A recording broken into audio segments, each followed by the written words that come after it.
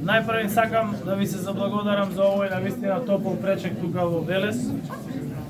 Денес започнуваме една кампања која што има многу едноставно име, а тоа е Рамо до Намо, со граѓаните до победа. Рамо до Рамо звучи убаво, меѓутоа има и многу големо значење. Кога пред точно година и 3 месеци јас започнав мојата работа како председател на владата и многу кратко пред тоа како председател на Социјалдемократскиот сојуз на Македонија. Партијата беше во фаза на реорганизација после загубените локални избори и формирање на владино мнозинство со цел спроведување на политиките на владата кои што беа зацртани во програмата. Имаше голем број на скептици. И јас тоа го разбирам. Знаете, после избори, кога ќе се изгуби во над 50 општини, колку што сега има опозицијата практично, моралот е на пониско ниво, владата требаше да се обнови, а предизвиците беа големи. Што имавме како предизвици тогаш, а што јас го кажам? Прво, имаше стравување дека ќе нема електрична енергија, бидејќи се наоѓавме во голема економска и енергетска криза. Второ, дека нема да има топлинска енергија во Скопје. Трето, дека нема да може да произведеме доволно електрична енергија. Четврто, дека нема да може да се финансира буџетот. И пето, инфлацијата. Што мораше да се направи? Мораше да се обезбеди се, за да се обезбеди се за граѓаните, за да не бидат оставени сами. И јас од прв ден кажам, никој нема да биде оставен сам. Обезбедивме електрична енергија 50% повеќе да се произведува од тоа што се произведуваше порано. И затоа немаше рестрикции, како што зборуваа нашите противници дека ќе имало рестрикции. Зборуваа дека цена на електрична енергија ќе се зголеми за 50%. Цената на електрична енергија не се зголеми воопшто, дури и за фирмите се намали за 20%. За образованието, за прехранбената индустрија обезбедивме субвенционирана цена на електрична енергија. Пензиите ги зголемивме. 16% ги зголемивме пензиите за една календарска година. Во септември со новото зголемување ќе бидат зголемени за 25%. Тоа е многу повеќе нали инфлација.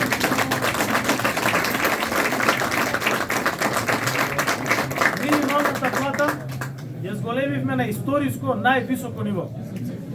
Не им се зборува на опозицијата дека во време кога они беа власт, минималната плата беше 8.000 денари. А сега минималната плата е над 18.000 денари. Тоа е големо постижение, односно сега со најновото покажување, минималната плата е 20.175 денари.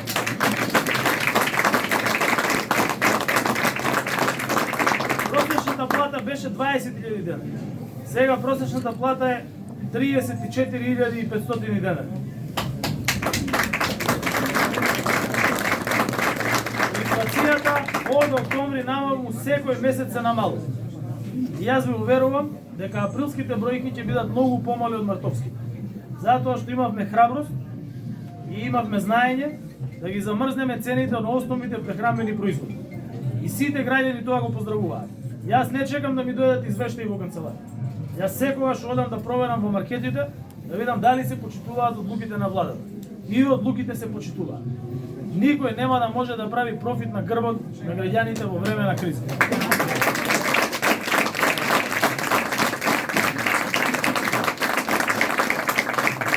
Никој не веруваше дека после 17 години може да отпочнеме преговори со Европската унија.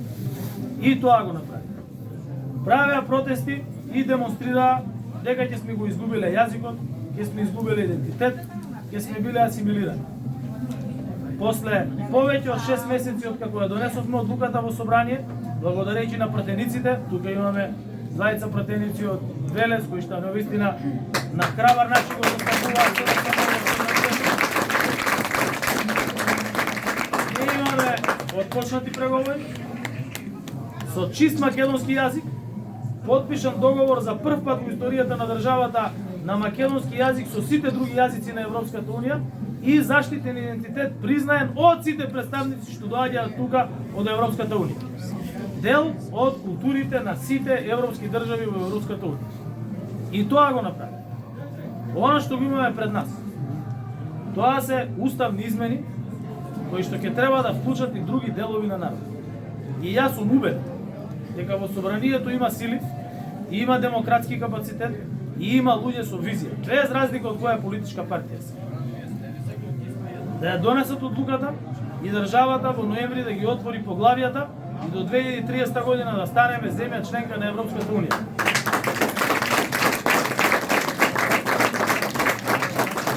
Се грижиме и за културата, се грижиме и за сите етнички заедници во државата.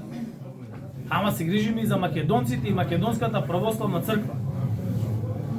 После децении непризнавање, заради нашите политики на добри односи со соседите, минатата година, Македонската православна црква, после децении и децении, беше примена во канонско единство со сите други православни цркви. Признаена и од Српската православна црква, и од Цариградската патријаршија. Тоа е успех кој што е благодарение на добрите политики кои што социјалдемократскиот сојуз и коалиционите партнери ги водеа во изминатите 5 години. Пред тоа раскарани внатре, раскарани надвор со соседите, ниту милиметар во било каква интеграција за државата. А зашто ни треба на нас интеграцијата во Европа? Затоа што денес добро кажа хрватскиот премиер. Од дента кога влезе Хрватска во Европската унија, им се зголеми стандарди, се отворија пазарите, се отворија повеќе фирми, се зголемија платите. Сите системи функционираат подобро. Затоа ни ја треба Европска унија. Овие граѓани заслужуваат и сакаат да живеат во Европска унија.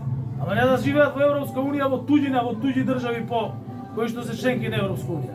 Ние сме тие кои ќе обезбедиме да живеат во Европска унија тука во својата земја. Тоа е мојата мисија. Не е мојата мисија да одам и да се расправам за ситни работи со опозицијата. Ние ги видовме, ни така не ги видовме.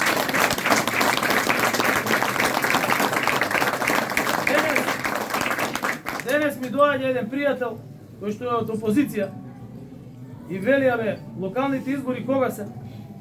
Викам, изборите локални се 2025 година. Имате, викам, уште 2 години. Отиде пола мандат. Што направите? Еден проект, кажете ми што направите. Догледнете го Скопје за главе. Што има направено во Ведец? Има нешто? Се сликаа на почетокот, кога беше 2022 во февруари, се испосликаа и ги снема. И сега шетаат нешто како се прави. Ништо не се прави. Сега стратегии ќе правеле, планови ќе правеле.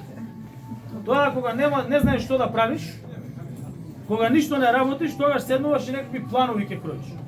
Народот сака работа да види. И затоа ова лого рамо до рамо, јас 3 месеци дома не одам. 3 месеци ќе одам таму каде што генералниот секретар и неговиот тим определиле дека треба да се оди. Браво. Ќе ги посетиме сите населени места.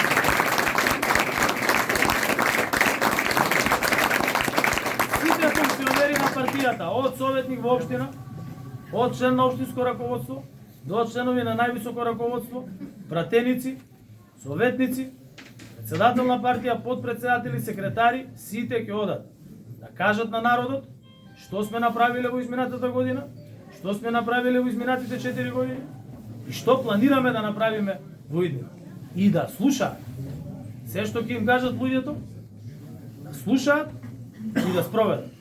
Затоа што политичка партија е заради граѓаните, за да обезбеди подобра иднина за граѓаните, да обезбеди подобра иднина за овие млади деца што ги имаме тука, да обезбеди поголеми пензии за овие постари граѓани кои што ги имаме тука. Не е политичка партија само заради сопствени и лични интереси. Ние сме социјалдемократска партија и докажавме оваа измината година дека сме партија која што се води од солидарноста, партија која што се води од грижа за луѓето, затоа што не дозволивме никој да биде оставен сам во оваа тешка економска и енергетска криза во Европа. Затоа со крената глава сите ние можеме слободно да искочиме пред граѓаните и тоа да им го кажеме. И никој не може ништо да ни каже против.